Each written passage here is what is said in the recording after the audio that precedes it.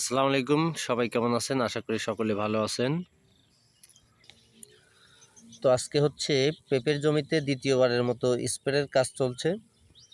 তো আমরা এই জমিতে প্রথম স্প্রেটা আসলে আপনাদেরকে দেখানো হয়নি, তো সেক্ষেত্রে আমরা আন্তরিকভাবে দুঃখিত। আমরা প্রথমে হচ্ছে যে ডোজটা আমরা স্প্রে করেছি সেটা আপনাদেরকে বলবো।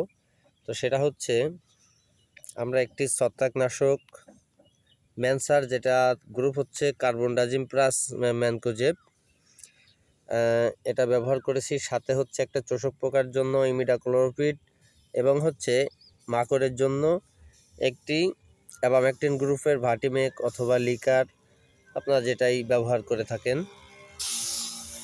তো পেঁপে মূলত চাষ করলে সপ্তাহে একটি করে ঔষধ কিন্তু স্প্রে করা বাধ্যতামূলক, না হলে পর্যাপ্ত কিন্তু আপনারা ফলন পাবেন না। সেক্ষেত্রে হচ্ছে স্প্রে না করলে গাছে রোগ ব্যাধি আক্রমণ করবে, আর রোগ ব্যাধি আক্রমণ করলে গাছটা খুবই তাড়াতাড়ি, যেহেতু হাইব্রিড পেঁপে, তো তাড়াতাড়ি হচ্ছে গাছটা নষ্ট হয়ে যাবে। তো সেক্ষেত্রে হচ্ছে প্রত্যেক সপ্তাহে আপনাদেরকে একটি করে পোকার ওষুধ স্প্রে করতে হবে এবং 7 থেকে 10 দিন পর পর যত পারবেন তো ভালো, তো অন্তত 15 দিন অন্তর আপনাদেরকে একটা যে কোনো একটা সুষম সার, যেটা লিকুইড বা দানা জাতীয় পাওয়া যায়, সেটার সঙ্গে আপনারা হচ্ছে অন্য একটা পিজিআর ব্যবহার করতে পারেন 15 দিন অন্তর। এবং পেঁপেতে যখন গুটি আসবে, তো সেক্ষেত্রে কিন্তু তখন আপনারা ষোলোবর ব্রোন, চিলেটেড জিঙ্ক আপনারা 15 দিন অন্তর স্প্রে করবেন ফলের গুটি আসার পর।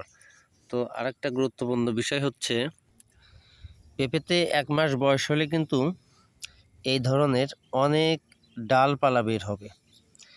এই যে দেখতে পাচ্ছেন, এই ধরনের ডালপালাগুলি অনেক বের হবে। তো এই সমস্ত ডালপালাগুলি কিন্তু আপনাদেরকে ছাঁটাই করতে হবে। এজন্য ছাঁটাই করতে হবে যেহেতু গাছটা ছোট, তো সেক্ষেত্রে দেখা যাবে যে এই গাছের নিচ থেকে, মাটি থেকে যে খাবারটা সংগ্রহ করবে পেঁপে গাছ, তো সেই গাছের খাবার কিন্তু এই ডালপালাগুলি ভাগাভাগি করে খাবে, যার কারণ হচ্ছে পেঁপে গাছটা একটু দ্রুত বৃদ্ধি পাবে এই শাখাগুলো ভেঙে দিলে। তো এই শাখাগুলো ভেঙে দিয়ে আপনারা অবশ্যই একটা ছত্রাকনাশক স্প্রে করে দেবেন, যে কোনো একটা ছত্রাকনাশক হলেই হবে। তো এইখানে দেখতে পাচ্ছেন, এখানে টোটাল জমি হচ্ছে 1.5 বিঘা মতো। এখানে 1.5 বিঘা জমিতেই পেঁপে চাষ করা হয়েছে।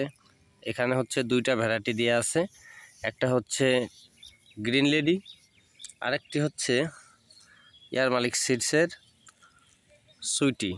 সুইটিটা করা হচ্ছে মূলত পাকা ভ্যারাইটির জন্য, এবং গ্রিন লেডিটা হচ্ছে সবজির জন্য। তো সবজির জন্য এইখানে যে পেঁপেটা আমরা করছি, মূলত এই পেঁপেটা আমাদের কিন্তু এই যেগুলি আপনার উভয়লিঙ্গ গাছ হবে, তো সেক্ষেত্রে কিন্তু সেই গাছগুলি অত্যন্ত পাকার জন্য বিশেষ, এটা কিন্তু টেস্ট, কাঁচা এবং পাকা দুইভাবেই এটা কিন্তু খাওয়া যায়। তো যখনই আপনাদের উভয়লিঙ্গ কোনো গাছ হবে, আপনারা চেষ্টা করবেন ওই পেঁপেগুলো পাকানোর জন্য। সেক্ষেত্রে আপনারা ওই পাকা পেঁপেগুলো বিক্রি করলে অনেকটা লাভবান হইতে পারবেন। আমি বিগত 3-4 বছর যাবৎ আমি আর কি এই গ্রিন লেডির মধ্যে যেগুলি হচ্ছে এই উভয়লিঙ্গ ভ্যারাইটি, সেই গাছ থেকে আমি পাকা পেঁপেগুলি সংগ্রহ করে থাকি এবং এটা বাজারে খুব ভালো একটা ডিমান্ড আছে। সেই সাথে হচ্ছে এটার স্বাদ, তারপর হচ্ছে এটার ঘ্রাণ এবং চাহিদা অতুলনীয়। অন্যান্য যে কোনো জাতের চাইতে উভয়লিঙ্গ গাছের পেঁপেগুলির মানে চাহিদাটা খুব ভালো, এবং এই পেঁপেগুলির শেপ সাইজগুলি কিন্তু একদম আমাদের যে লাউ আছে সে লাউয়ের মতো হবে। তো আজকের ভিডিওটি এ পর্যন্ত দর্শক। পরবর্তী স্প্রেতে এবং পেঁপে গাছের কী পরিচর্যা, কীভাবে সারটা দেওয়া হবে সেটা আপনাদেরকে দেখাবো। ততক্ষণ পর্যন্ত সবাই ভালো থাকবেন, সুস্থ থাকবেন। সবারই সুস্থতা কামনা করে আজকের মতো এখানে শেষ করছি। আল্লাহ হাফিজ।